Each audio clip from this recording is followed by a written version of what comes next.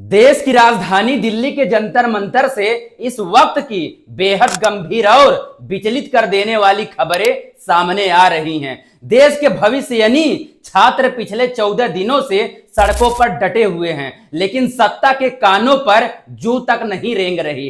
कड़कड़ाती धूप और बारिश के बीच छात्र भूख हड़ताल पर बैठे हैं। उनकी तबीयत लगातार बिगड़ रही है, लेकिन सरकार ने एक बेशर्म चुप्पी साधी रखी है। आखिर इस गूंगी बहरी सरकार को जनता की आवाज तभी सुनाई देगी जब किसी की जान चली जाएगी। आज दिखाएंगे जंतर मंतर पर जारी इस दंगल का पूरा सच। दोस्तों नमस्कार, मैं सुग्रीव कुमार। दोस्तों, जंतर मंतर पर सेंट्रलाइज्ड ज्वाइंट प्रोटेस्ट यानी सीजेपी के बैनर तले जारी अनशन का आज 7वां दिन है। सीजेपी के फाउंडर अभिजीत दीपके के मुताबिक भूख हड़ताल पर बैठे सोनम वांगचुक सर का वजन अब तक 5 किलो कम हो चुका है और उनकी सेहत हर बीतते दिन के साथ तेजी से गिर रही है। उनकी हालत इतनी गंभीर है कि उन्हें बार बार टॉयलेट जाना पड़ रहा है, लेकिन इसके बावजूद सोनम सर ने साफ कर दिया है कि जब तक सरकार धर्मेंद्र प्रधान के खिलाफ सख्त एक्शन नहीं लेती है वह अपनी भूख हड़ताल खत्म नहीं करेंगे। इसी बीच जंतर मंतर पर अनशन कर रहे एक और छात्र की तबीयत अचानक बेहद गंभीर रूप से बिगड़ गई है। बताया जा रहा है कि अनशन के कारण उस छात्र का शुगर लेवल 50 से भी नीचे चला गया है, जिसके बाद आनन फानन में एम्बुलेंस बुलाकर उसे अस्पताल ले जाना पड़ा है। अब देश के युवा पूछ रहे हैं कि देश में कथित तौर पर 20 छात्रों की मौत हो जाने के बाद भी प्रधानमंत्री नरेंद्र मोदी और शिक्षा मंत्री धर्मेंद्र प्रधान को पद से बर्खास्त क्यों नहीं कर रहे हैं। आखिर ऐसी क्या मजबूरी है कि छात्रों की जान से बढ़कर एक मंत्री की कुर्सी हो गई है। दोस्तों, छात्रों के इस बढ़ते आक्रोश के बीच आज तृणमूल कांग्रेस यानी टीएमसी की बेबक और फायर ब्रांड सांसद महुआ मोइना भी जंतर मंतर पर प्रदर्शनकारी युवाओं का समर्थन करने पहुंच गई हैं। महुआ मोइना के आते ही वहां मौजूद युवाओं का जोश 7वें आसमान पर पहुंच गया। महुआ मोइना ने जंतर मंतर पर खड़े होकर केंद्र सरकार पर तीखा हमला बोला है। उन्होंने 2 टूक शब्दों में कहा है कि इन बेशर्म लोगों के सिर पर सत्ता का नशा इस कदर चढ़ गया है कि ये अपने आसपास की हकीकत को भी देखना नहीं चाहते हैं और देख नहीं पा रहे हैं। इन्हें जनता की चीखें नहीं सुनाई दे रही हैं। उन्होंने पिछले 14 दिनों से लगातार लड़ रहे युवाओं के हौसले की जमकर तारीफ की और कहा कि यह लड़ाई रुकने वाली नहीं है। दोस्तों, इस आंदोलन के बीच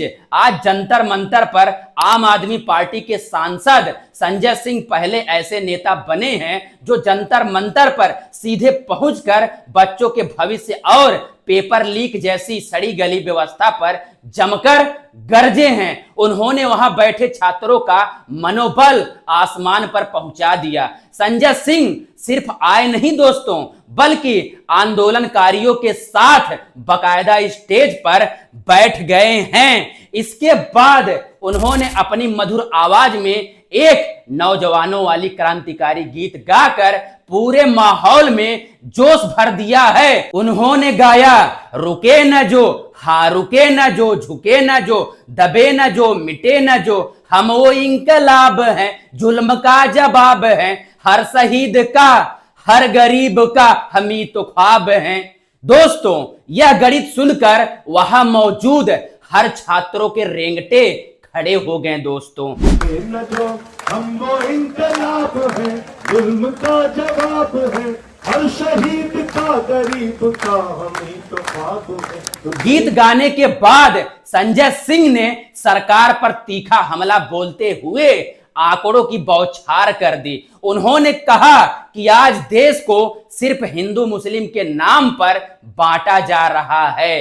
दोस्तों, जबकि असली मुद्दा शिक्षा और युवाओं का भविष्य है। उन्होंने देश को झकझोरने वाला दावा किया है कि आज देश में 1 लाख सरकारी स्कूल बंद हो चुके हैं। 1.2 लाख स्कूलों में केवल एक शिक्षक है और 90,000 स्कूलों में हमारी बच्चियों के लिए शौचालय तक नहीं है। सवाल सीधा है दोस्तों, जब बच्चों की शिक्षा बर्बाद हो रही है तब धर्म के नाम पर राजनीति करने वाले और सत्ता में बैठे लोग खामोश क्यों हैं? सत्ता चाहे जितनी चुप्पी साध ले, जनता की आवाज अब दबने वाली नहीं है। जंतर मंतर से उठ रही ये आवाज एक बड़े बदलाव का संकेत है। यही नहीं, जाते जाते जब एक पत्रकार ने संजय सिंह से पूछ लिया आप क्यों आए हैं जंतर मंतर पर, जबकि अभिजीत दीपके ने कहा था कि हम पहले आम आदमी पार्टी से जुड़े हुए थे, इस पर संजय सिंह ने बहुत ही सीधा और बड़े प्यार से जवाब देते हुए पत्रकार का मुंह बंद कर दिया। उन्होंने कहा यह कोई राजनीति नहीं है बल्कि बच्चों के भविष्य का सवाल है और इसमें बीजेपी के नेताओं को क्यों नहीं आना चाहिए, उन्हें भी तो आना चाहिए। इस करारे जवाब के बाद पत्रकार बिल्कुल चुप हो गया है। देखिए वीडियो। क्योंकि अभिजीत दीपके ने खुद कहा था कि हम पहले आम आदमी पार्टी से जुड़े हुए थे। मैं कह रहा हूँ आम आदमी पार्टी से नहीं है, मार्क्सवादी कम्युनिस्ट पार्टी। सर ये क्वेश्चन उठेगा, ये क्वेश्चन उठेगा। जवाब दे रहा हूँ, बीजेपी वालों के नेताओं, बीजेपी पार्टी के नेताओं को क्यों नहीं आना चाहिए? लेकिन दोस्तों, कहानी का दूसरा पहलू भी सोशल मीडिया पर जमकर तैर रहा है, जिसे आपको जानना बेहद जरूरी है। जहां एक तरफ छात्रों की तबीयत बिगड़ने पर लोग सरकार को घेर रहे हैं, वहीं दूसरी तरफ कुछ लोग इस पूरे आंदोलन को जंतर मंतर पर बकचोदी चैलेंज कहकर ट्रोल भी कर रहे हैं। सोशल मीडिया पर कुछ विरोधी लोग तंज कसते हुए वीडियो शेयर कर रहे हैं कि मैंने तो रेलवे खरीद लिया है। आप लोग भी बताइए कि जब देश बिक रहा था तो आपने क्या क्या खरीदा है? आपने देखा चाय वाले आज बना लो, चाय वाले सही बात है, इन्होंने बोला चाय वाला। इसमें से एक आदमी जो है यहाँ खड़ा है, अगर सही में कसम खा के बोल दे, अपने माथे पर अपनी माँ की कसम खा के बोल दे कि मोदी को चाय बेचते हुए चाचा देखे है कहीं? मैं बोलता हूँ, अब मैं बोल रहा हूँ, अब मैं सुनिए, इसी मोदी को देख रहा हूँ देश बेचते हुए। इतना ही नहीं, कुछ ग्राउंड रिपोर्ट्स के हवाले से सोशल मीडिया पर दावा किया जा रहा है कि सुबह के वक्त इस सीजेपी प्रोटेस्ट में बामुश्किल 50 लोग ही मौजूद थे, लेकिन बाद में जैसे ही जुनेद भाई नाम का एक व्यक्ति वहां नाश्ते लिए ब्रेड पकौड़े लेकर आया तो अचानक बाहर से 100-150 लोग नाश्ता करने के लिए वहां पहुंच गए। यहां तक कि ट्रोलर्स का दावा है कि आंदोलन के कर्ता धर्ता अभिजीत दीपके ने खुद खड़े होकर 2 पकौड़े खाएं। अब विरोधी सवाल उठा रहे हैं कि एक तरफ सोनम सर अनशन पर हैं और बार बार बीमार हो रहे हैं और दूसरी तरफ आंदोलन के नाम पर कुछ लोग ब्रेड पकौड़े उड़ा रहे हैं। अरे शर्म कर लो थोड़ा, तुम्हें भी साफ है और सुरक्षित पेपर की जरूरत है।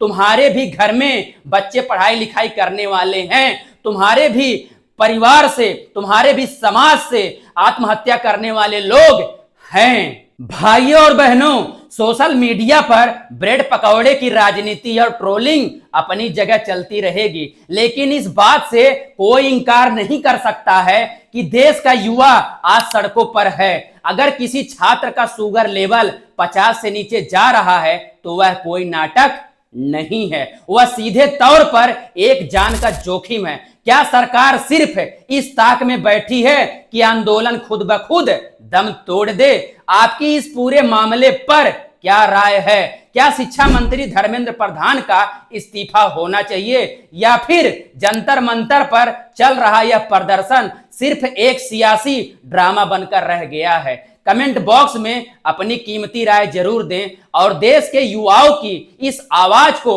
सत्ता के गलियारों तक पहुंचाने के लिए वीडियो को दबाकर शेयर करें। दोस्तों धन्यवाद। जय हिंद, जय भीम।